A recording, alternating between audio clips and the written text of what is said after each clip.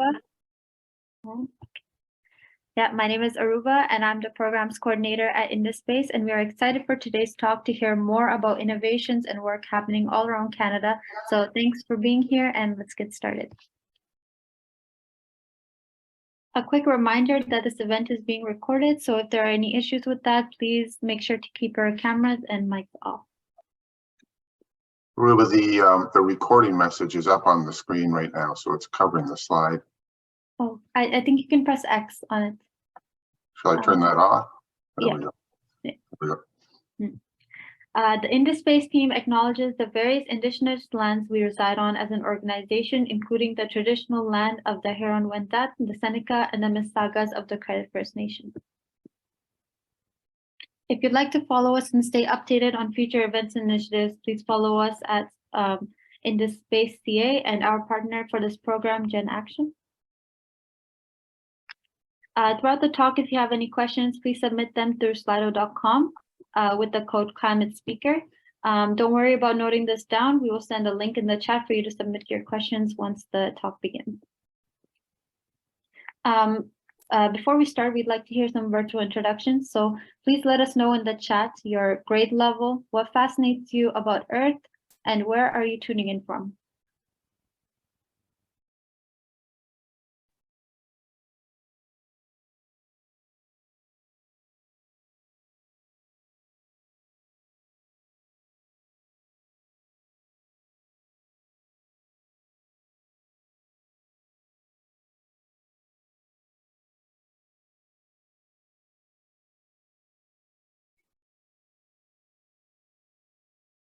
Okay, we will read them as they come in. Let us know, Alina, Lucia, Veronica, what your grade level is, where you're from, and what fascinates you about Earth. All right, let's move on. Quick ground rules. Please make sure to listen carefully, and if you have any questions, we will have time at the end to ask. Please make sure that you keep your questions and comments short so we have enough time, and most importantly, have fun. So this program is in partnership with Gen Action alongside over 30 other science centers across Canada.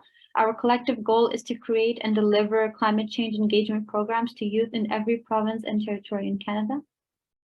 More specifically, we at InduSpace want to increase the understanding of how urban areas contribute to the ever-increasing of greenhouse gas release among Canadian youth. We have another presentation, speaker coming on December 7th. So if you haven't signed up or you're interested, please let us know in the chat and we can connect you with that. If you'd like to stay in the end, we'll have a Kahoot. So yeah, stay back and we can give you the game pin again. We can get started on that. All right, so without further ado, I'd like to present our first speaker, which is Michael Suksi. He has been volunteering with Greenpeace Canada for about 6 years, where he's a founding member and leader of our Greenspeakers program for the GTA and Hamilton.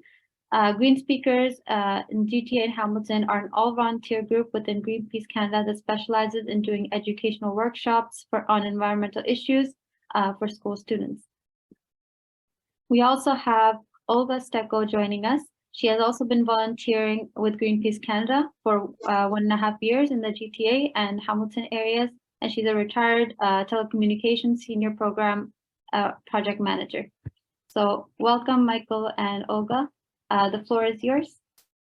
Thank you. If I can share my screen, I will pull up our presentation and get it started. You should see the slide up right now that just as a technical check that says local action for our global challenge of climate change. Is that what you're saying? Yeah, we see it. Great, thank you. Today, thanks for being here, first of all, and we're very happy to be talking today about this important topic. I'll be doing the first part of our talk, and then Olga will be doing the second part. We also have Jenna with us from Greenpeace. She's new to our team, so this as part of her learning and training. She'll be observing the presentation today. We are going to talk about climate change, and there's an emphasis in the second part of our talk in particular about local action that you can take if you want to fight climate change. We hope you do. We're going to talk today about what is climate change, Why does it matter? Why is it important to talk about it? That may seem obvious, but we're going to cover that. It's important, we think. We're going to talk about what causes it. And then especially, so importantly, Olga's going to lead the talk about what we can do about it. And there will, as I mentioned, be an emphasis on local group action or local activity action that you can take. So the first thing we'll do is we'll talk about quickly about who Greenpeace is, because we're from Greenpeace. And so we think anytime you're hearing from any speaker, it's good for you to understand sort of, what their perspective or what their background is. So you kind of know, how to make up your own mind about whether you agree or not. So Greenpeace is a large nonprofit organization. We do one thing at a high level and one thing only, and that is we protect the environment. I mentioned we're large. We're one of the largest, if not the largest, nonprofit environmental protection group in the world. We're in 55 countries around the world. There are literally millions of people who are either employees or volunteers or donors to Greenpeace. So it's a very large group. And we have our Canadian head office here in Toronto. We do non-violent protests. It's important to emphasize non-violent, but we do protests that are quite interesting and controversial. I'm going to show you a video about that in a second. We do education, which is what we're doing with you today, and we lobby governments and corporations, large companies, to get them to change their behavior. So that's what we're all about. We're going to show you a video now. It's about 2 minutes long. It helps you get a feel for Greenpeace, but it's more than that. It also connects up to this whole idea of local action and local activities that people can take.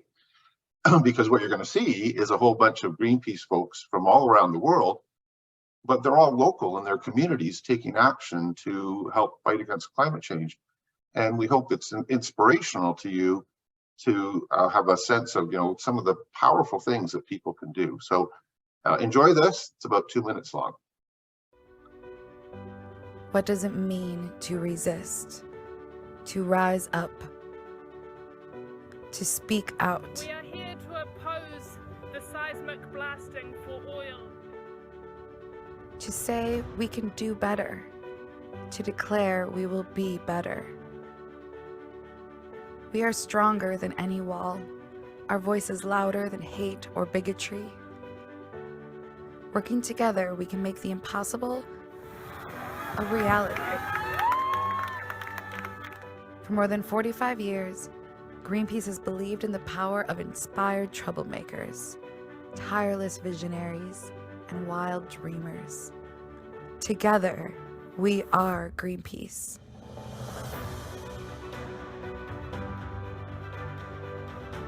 We are the stewards and the caretakers, working with partners and allies to help those in need of peace and safety. We are trailblazers and scientists, journeying to remind the world that there are still mysteries on this earth. We are kayaktivists and climate champions, joined together in a global movement to stop offshore drilling and protect our coastline. We are activists and protectors, believing in the value of our ancient forests and all the creatures with which we share this beautiful, fragile planet. We are Greenpeace, empowered by the strength of our past, united in our vision of a brighter, greener future. United in our belief that together, we will change the world.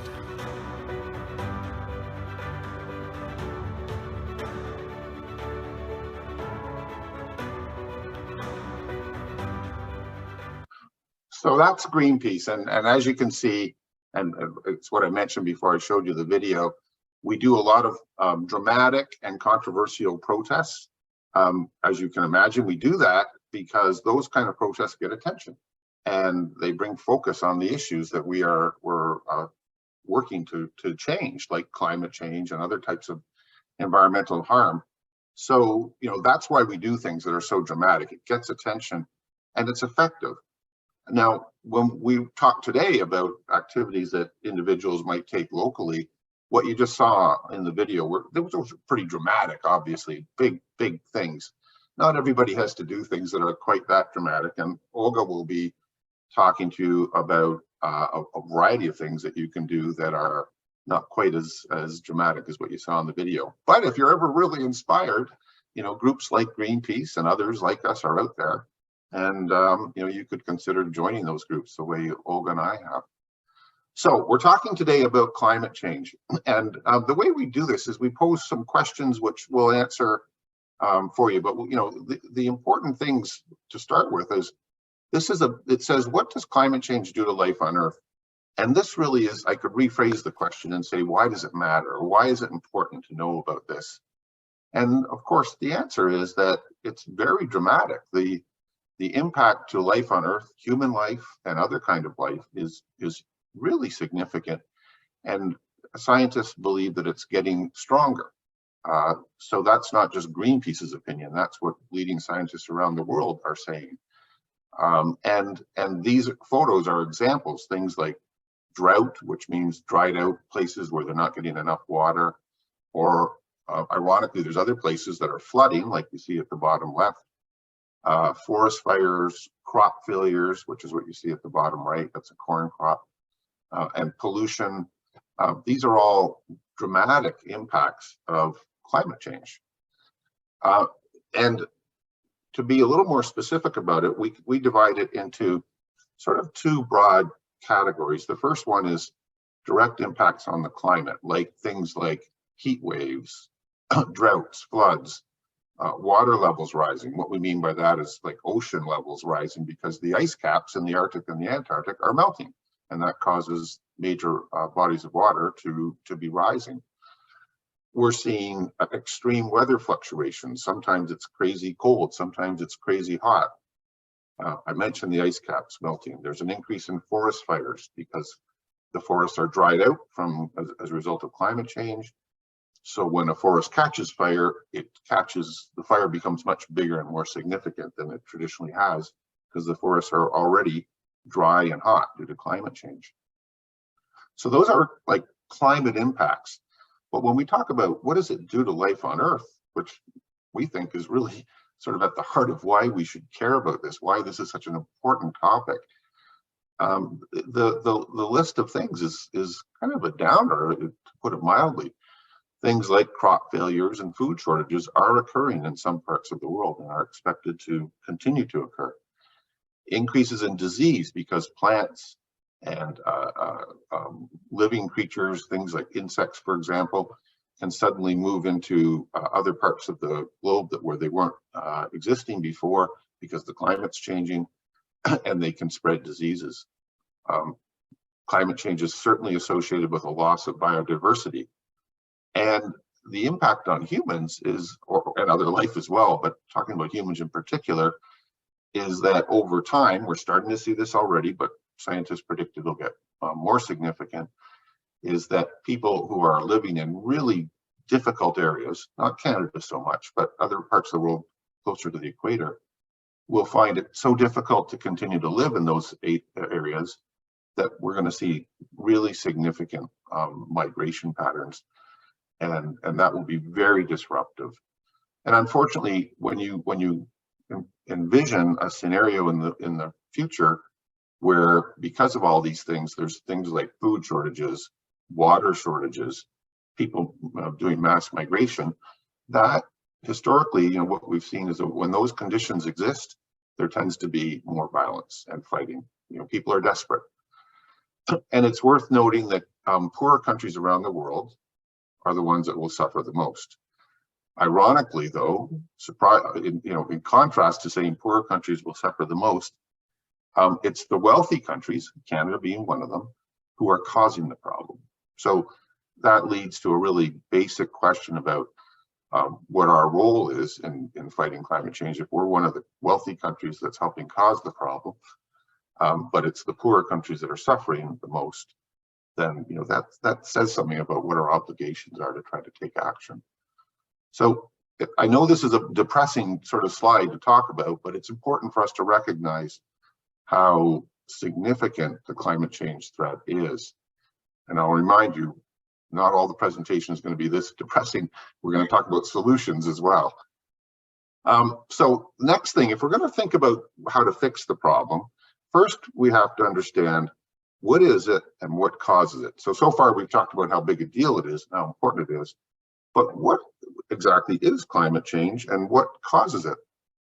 And the simple answer is greenhouse gases, as you see on the screen. These are types of pollution caused by humans, and they've really ramped up in the last 50, 60, 70 years. So it hasn't been going on for a long time. You know, humans have been around for thousands and thousands and thousands of years. And these gases are going up into the atmosphere, into the air, and they stay there a long time. And they create essentially like a blanket around the Earth, and that traps the heat and it causes the planet to warm up. So climate change is this warming up on a pretty rapid pace due to human pollution. And the way that these greenhouse gases are created, there's a few ways. I'm going to quickly go over them. The first one, the one that's the most well known, is because of the oil and which we use to make fuel, to fuel our cars, our planes, our ships, our trains, and to heat our buildings in many cases.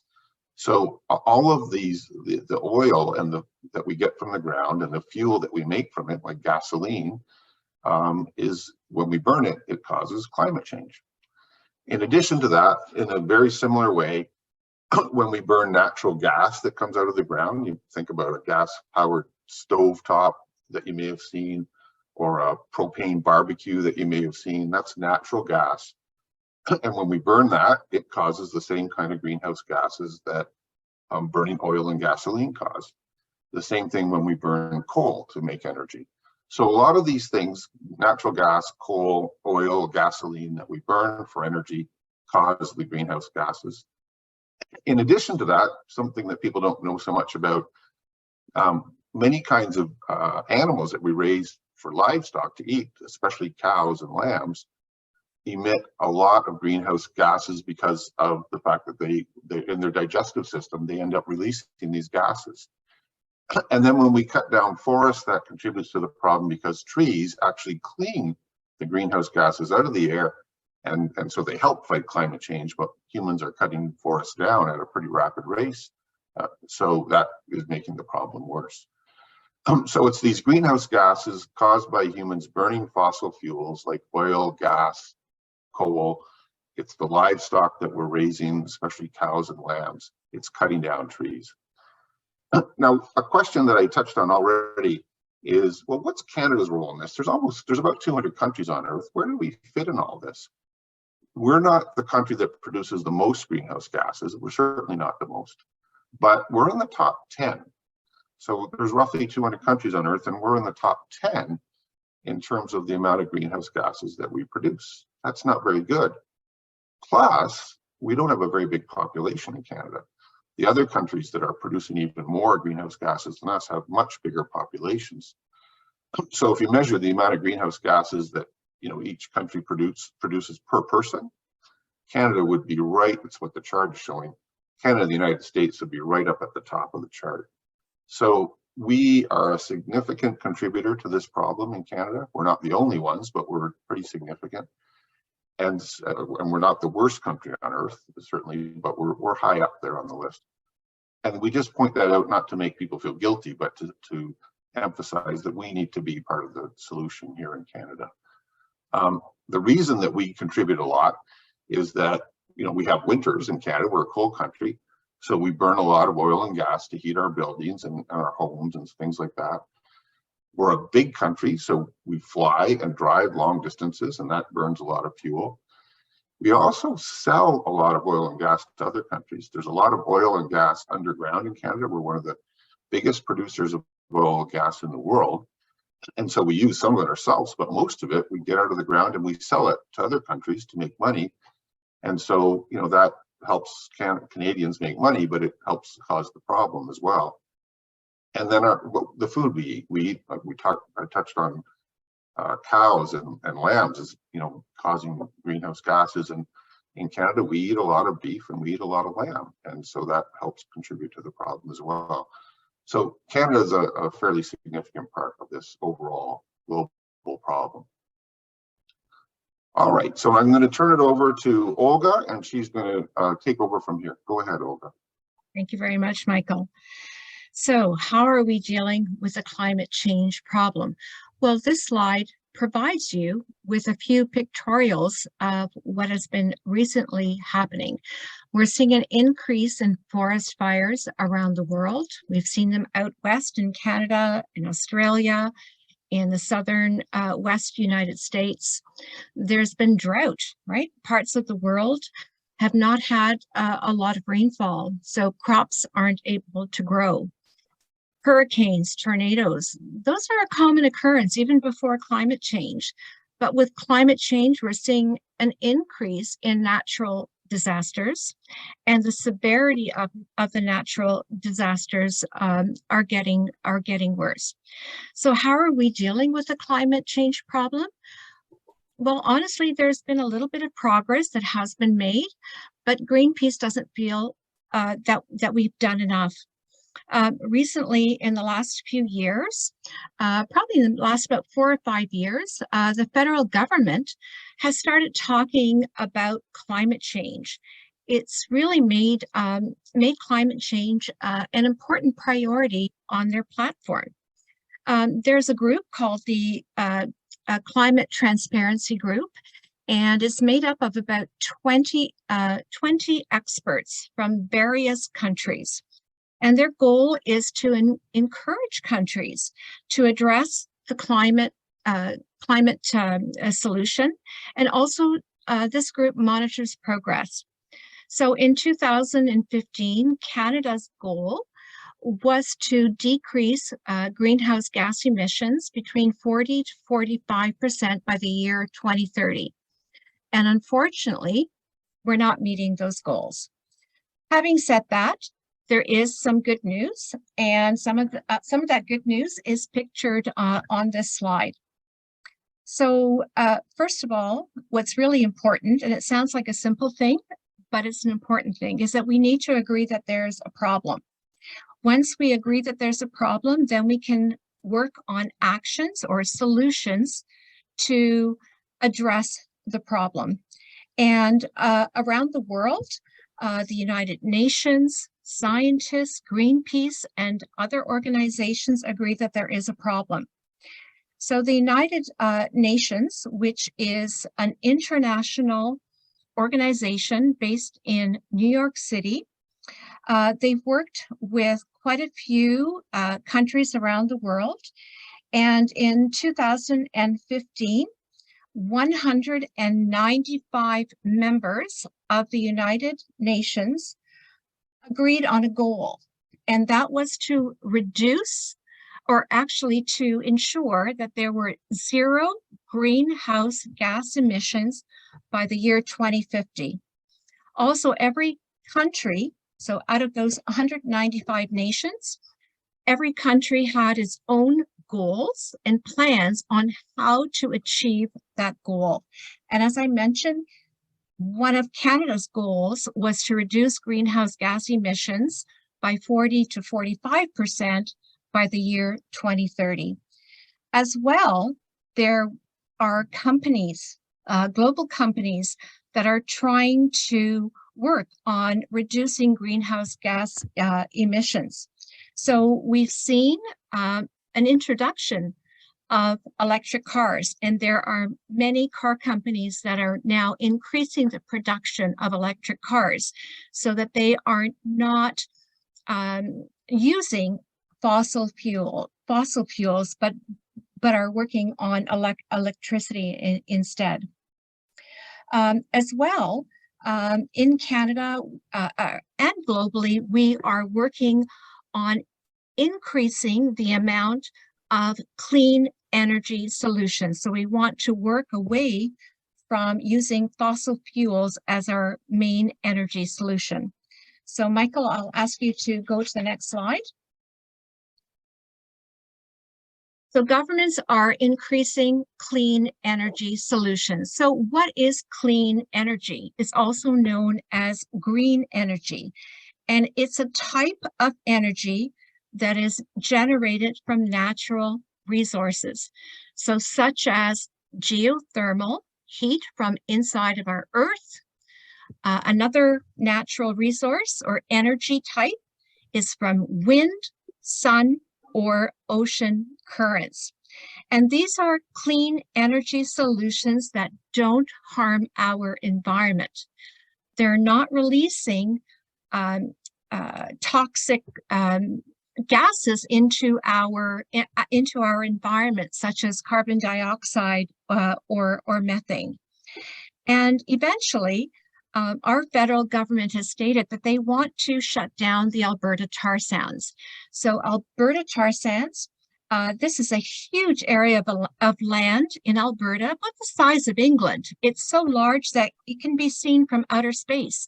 And this land at one time was covered with forests, and they've cut down those forests in order to search for oil. And if we shut down the Alberta tar sands, we need to ensure that we have clean energy solutions in its place. So we're going to go to the next slide. Okay, so let's just do a quick recap. In 2015, internationally, we signed the Paris Agreement. The Paris Agreement, their ultimate goal was that by 2050, we would have zero greenhouse gas emissions by the year 2050. And again, every country had its own goals and also a plan on how it was going to meet those goals. So if we take a look at the blue line going from 1990 to 2021, we see that those greenhouse gas emissions are continually rising.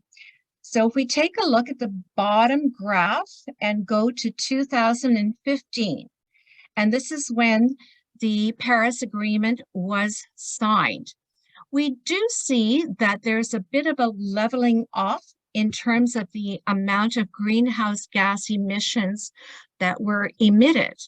However, we don't really see a drop. We don't see a drop until about the year 2020, and that's when COVID hit. And most of us at 2020, if we were working from home. We weren't using very much transportation, so there was less gas pollution. So we did see a bit of a dip in 2020.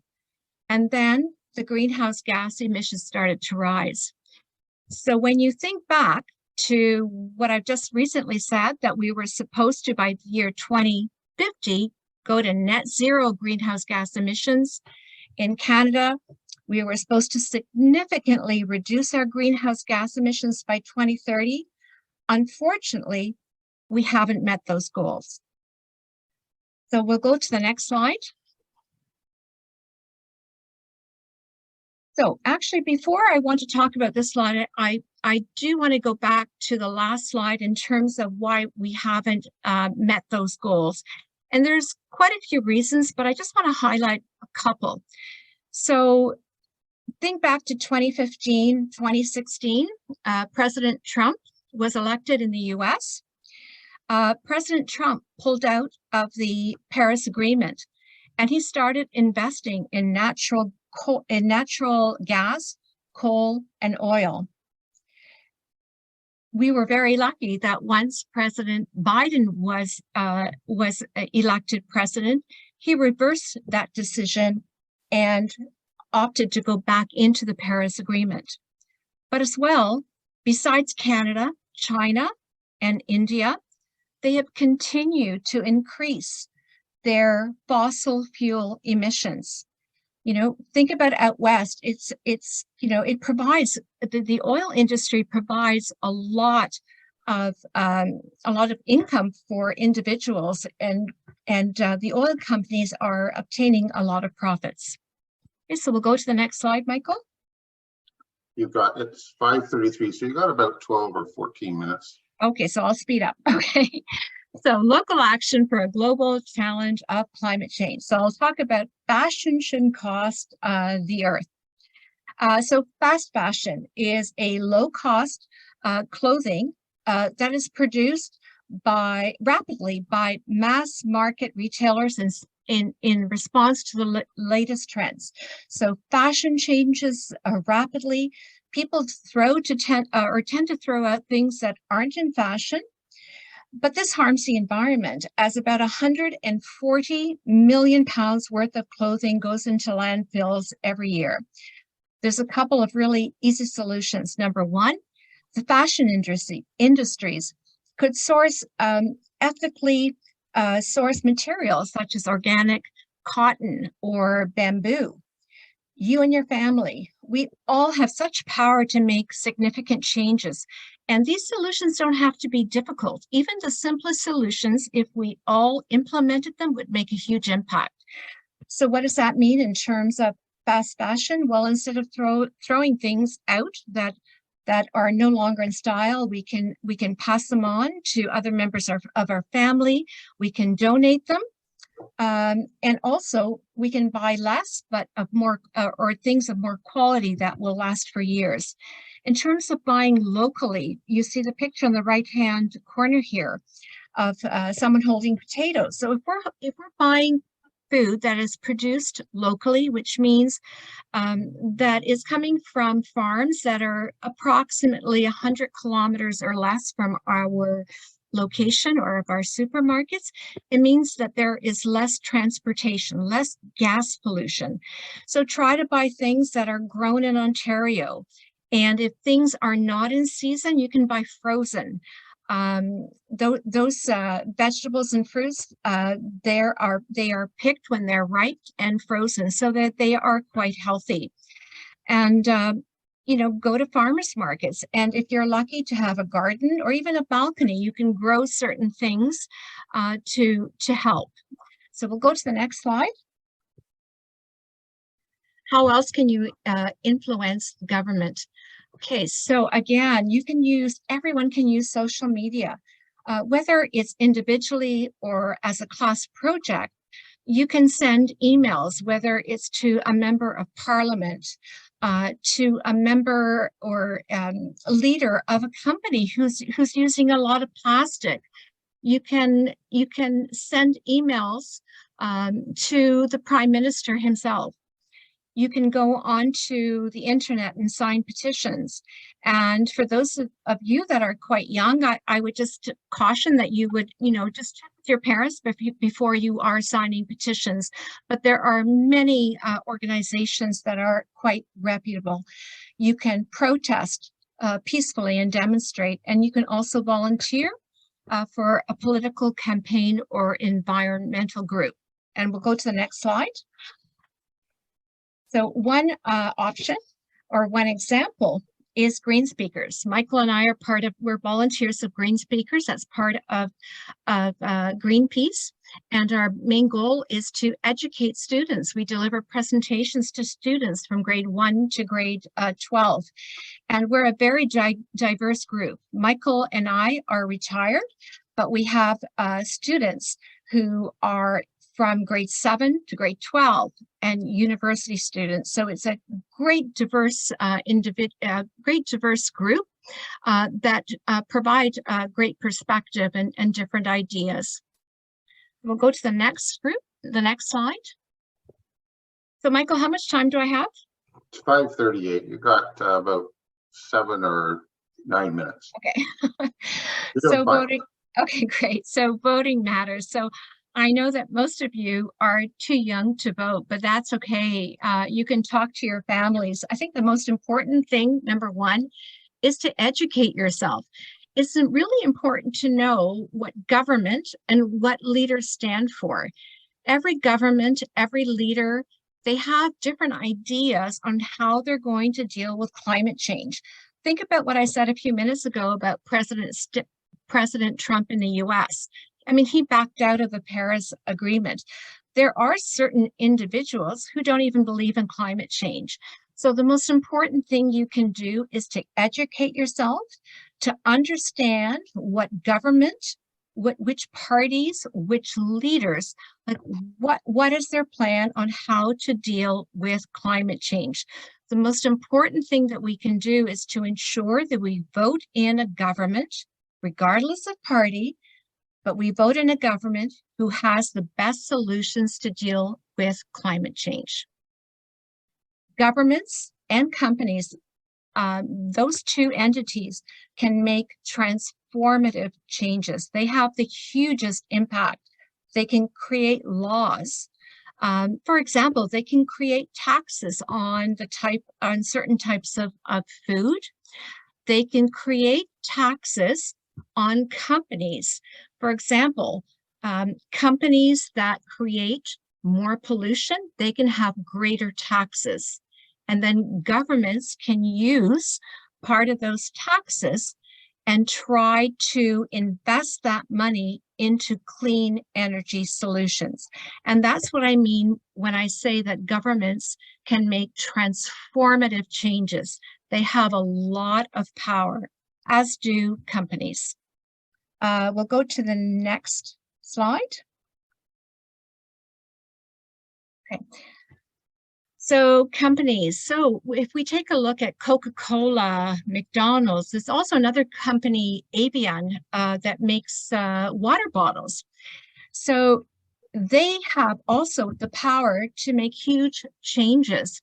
And both McDonald's and havent, by the year 2025, they have committed that all of their plastic bottles are going to be sourced from recycled plastic. I was going to wear a sweater today of recycled plastic, and I didn't, but I have purchased clothing that is made from recycled plastic. Really doesn't look like plastic. And if you take a look at the left-hand corner of the slide, these jeans are made of garbage. Well, Levi's recently introduced a line of denim, and all of their denim is made from recycled plastic bottles and plastic trays. And you also, like everyone, has a huge influence on items that are sold in stores. So you've got power to ensure that companies are not going to be using excessive plastic. Companies are watching and studying what you're buying, especially Gen Z. So individuals from 9 to about 24 years old. They're paying attention to what you're buying. So if you're going into a store and buying things that are not wrapped in plastic, if you're not buying those things, there's not going to be a need for those companies to bring them into the stores. So you do have a lot of influence. Just pay attention to what you're buying. Okay, so we'll go to the next slide.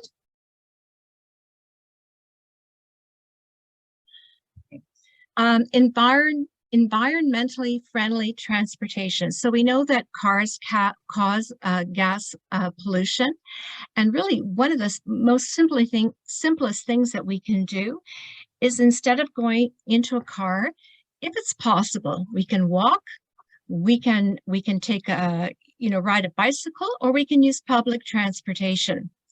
So, walking, bicycling, not only is that really good for the environment, but it's also good for our health. And we'll go to the next slide. Environmentally friendly homes. Again, really simple things that we can do that, if we all did them, would make a huge impact. When you're leaving a room, turn off the light. When you're brushing your teeth, turn off the water. Turn down the thermostat in your homes. If possible, if you're replacing a roof, if you're able to, you can install solar panels. Also, any electric device, your laptop, your toaster, if you're not using it, unplug it.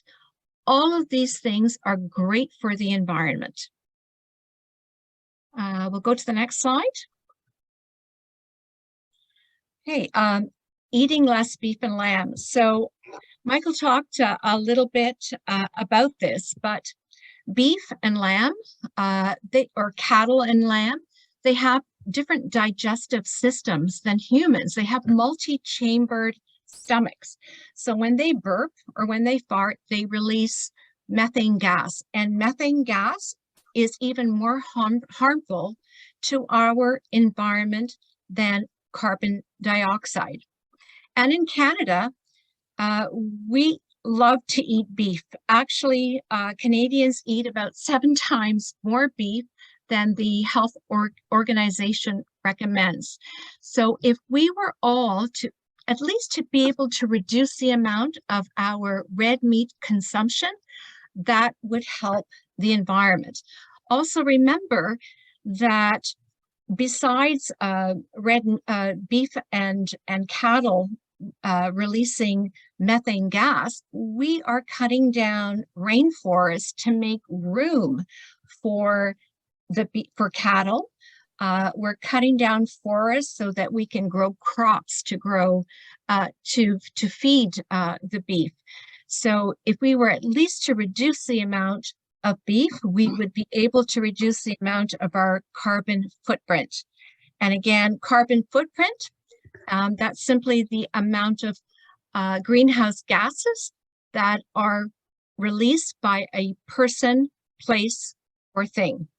So there are many alternatives to eating beef or lamb. Go to the next slide. So some of those alternatives are noted on this slide.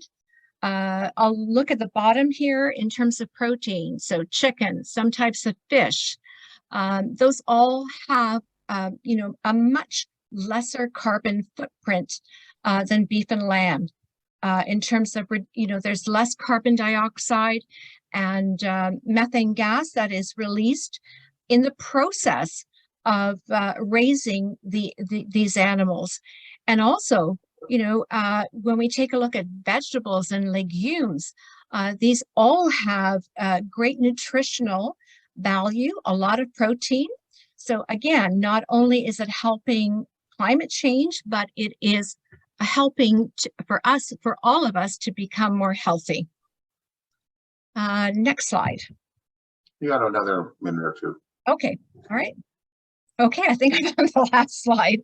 Okay, so what have we learned today?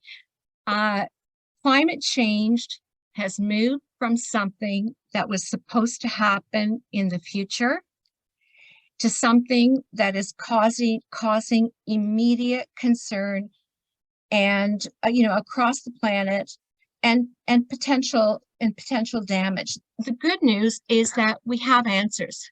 We know what to do, and both Michael and I have talked a little bit about what are some simple but effective solutions to help fight climate change.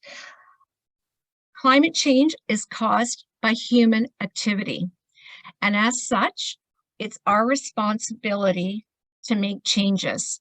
These are simple changes. They're not difficult. We all know what we need to do to help fight climate change.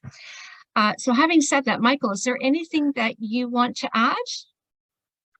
The only thing I would underscore is that, and I think it's clear in our talk, but I just want to emphasize it, that as it says on the screen now, the second bullet there, it says governments and corporations must move to clean energy and stop using fossil fuels. So we talked about that a lot today, but I want to emphasize the connection between that statement that governments and corporations must take action and our roles, what each of us can do locally.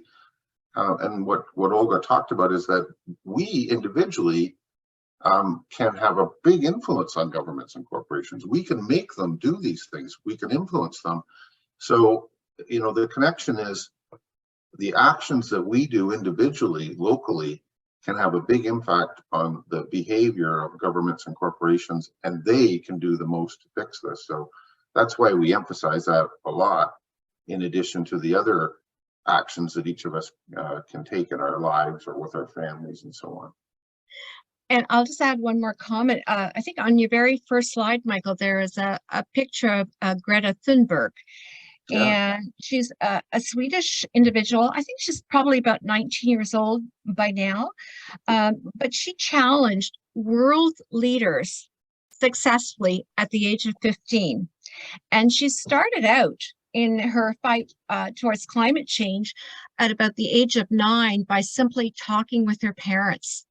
So here's a young individual who's had a great impact on world leaders at a very young age. And I think that's really powerful, just to show that young people can and do have power and do have influence and do make a difference.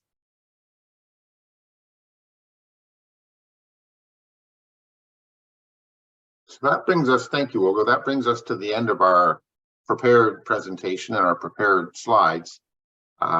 We are happy to take questions if anybody has questions, or if there were questions listed in the chat or any other way. We're happy to take questions, and we'll turn it back over to Aruba.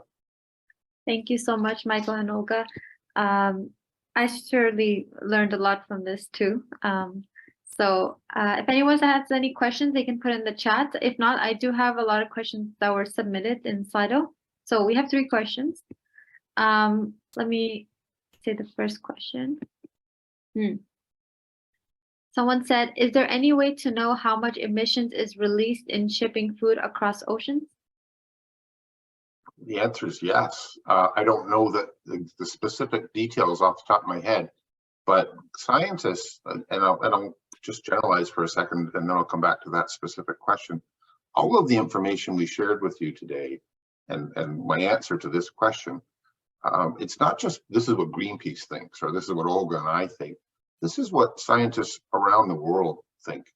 The types of people who are really educated about this topic and who spend their whole professional life studying these things, almost universally around the world agree on these key points. So it's not just our point of view, it's the view of the real experts all over the world.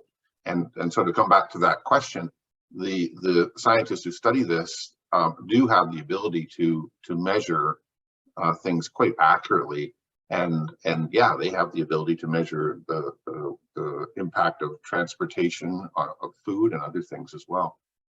Okay, thank you. Next question. I guess this can go for both of you. What's the most exciting Greenpeace event or initiative you've been at? This one. Olga, do you want to answer that? Well, it's not so much an event, but personally, for me, being part of Greenspeakers is the education. Like you're continually learning. It is not just educating students, but it's educating yourself and becoming more aware of what the issues are and what the solutions are. Yeah, I would say the same thing. Olga and I both put a lot of our Greenpeace volunteer work into this particular program where we do this education to classes and to students. So that's where we put most of our time. But I would just add that one of the things that I feel really fulfilled by is the fact that Greenpeace, along with a lot of other people and a lot of other groups, it certainly isn't only Greenpeace, but we do lobby companies and governments like we've been talking about. And in Canada, you saw one slide, we brought it up here quickly. I'll just go back to it. There it is. So you can see in the blue box there, it says Canada will, I have to move Canada will require 100% zero emission vehicle sales by 2035.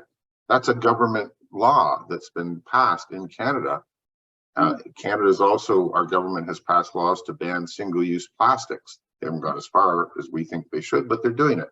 And those are things that Greenpeace and other organizations are pushing for, as well as individual people across the country.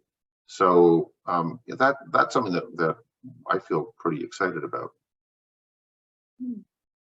I didn't know this is actually a law that's been passed. Yeah, this is in Canada. Our federal government has passed a law. So what that means is that, in simple terms, is that you will not be, by 2035, you will not be able to go buy a brand new car in Canada that's powered by gas. If you have a gas powered car already, you can still keep driving it. It won't be illegal. But if you're buying a new car as of that date, It will not be gas. So it means basically there'll be electric vehicles or whatever other technology gets developed between now and then. But that's, that's an example of how powerful governments are. But as we've been saying through this talk, we can influence them. We get to vote for them. Even if you're not old enough to vote, you can talk to your family and your parents and say, hey, vote for somebody that's going to do the right thing. And we can influence them and make these things happen. Yeah, and if I'm not mistaken, I think our current federal government, if you're buying an electric car, you're able to get a bit of a rebate.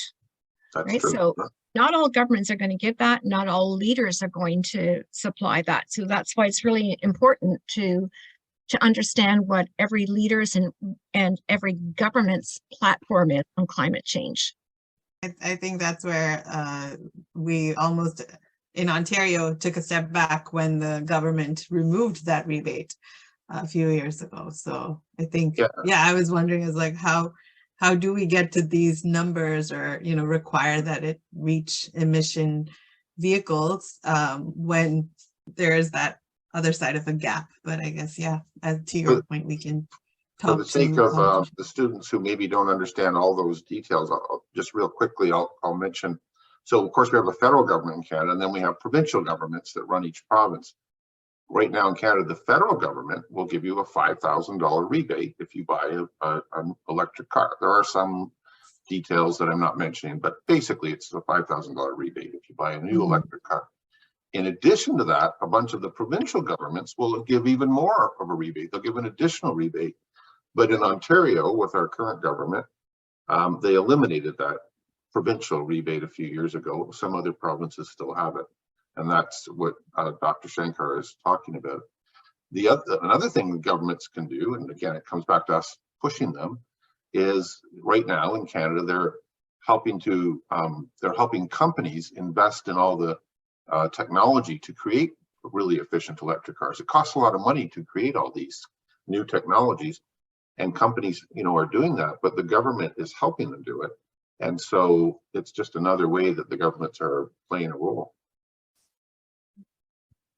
All right, thank you so much. We have one more question. Someone is wondering what causes the most pollution in our cities, and is it cars? Olga, do you have an opinion about that? I'm thinking of pollution in our cities. I'm thinking that it's just my opinion. It's not based on fact, but the first thing that I go back to is cutting down all of the rainforests and the use of fossil fuels, right? It's like a double-edged sword, because rainforests, we really haven't talked about them, but they're the lungs of our planet. So basically they're providing oxygen and they're storing carbon. And carbon dioxide is one of those gases, greenhouse gases, that creates carbon dioxide, or creates climate change. So cutting down forests and then making way or room for fossil fuels production, like oil, to me that's a double-edged sword. So that's just my own opinion. It's not based on fact. I agree with Olga, and I would add that if you think about a city and you think about what we've learned today about, what causes climate change, we learn that cars and trucks and planes and, vehicles tend to cause it when they burn gas and other fuel. And we learn that heating buildings causes it, because often there's different ways to heat buildings. They're not all the same, but often we burn fossil fuels, especially natural gas, to heat buildings. And so if you think about a city, there's a lot of cars and trucks, and there's also a lot of buildings. And so we're burning a lot of fossil fuels to do those two things, to get around and to heat our buildings. There are things being done to help that. Like, for example, buses that run on electricity, or subway systems, expanding subway systems so that we don't have to drive as much. And Olga talked about geothermal heat, where you get heat from the ground. That's being used now more and more in Ontario to heat buildings. So there are good things being done, but I would list the two biggest things in cities is that cause climate change pollution, as all the vehicles we drive and all the heating of our buildings. Yeah, and I'll just say, I'll just reiterate, like climate change is caused by human activity. So Michael's just hit the nail on the head. All right, thank you guys so much. We don't have any more questions, but I'll just share my screen quickly.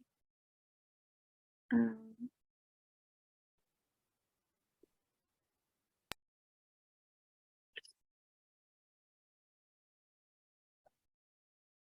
right, thank you to everyone that joined. If you're interested, the game pin is here for the Kahoot. And if you haven't already answered the poll, please do. We would like to thank the organization, Dr. Schenker and Aruba Khan for having us, and having Greenpeace talk with you today. We really appreciate it. Thank you so Yeah. much. Yeah, thank you for joining us. And yes, I will pause the recording, but thank you to everyone who joined and who were excited that you were able to attend today, hear a little bit more about Greenpeace's initiatives, and definitely we look forward to seeing everyone at our next event. That's great. Thank Thank you. you so much.